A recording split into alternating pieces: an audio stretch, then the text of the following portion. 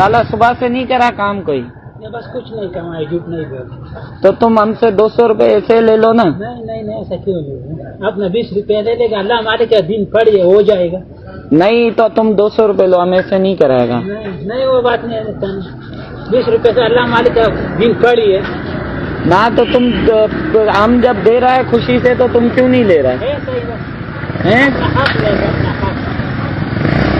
अरे तो हम खुशी से दे रहा है आपको,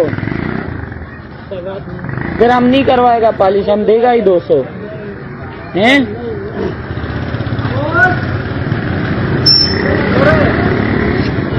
इधर तो देखो। क्यों हम 200 देगा अभी, 200 नहीं।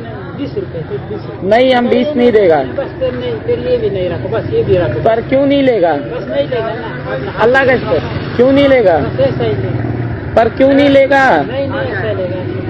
20 रुपये है खुला तो दे देंगे, तो बस छोड़। नहीं, हम 100 रुपए देगा फिर। 100 नहीं, 100 भी नहीं लेगा, अपना 20 पूरा लेगा, अपना 20।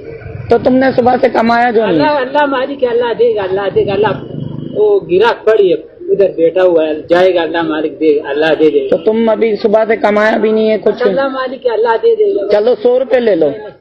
20 रुपये दो, बस 20 रुपये। नहीं, हम 20 नहीं देगा, 100 देगा।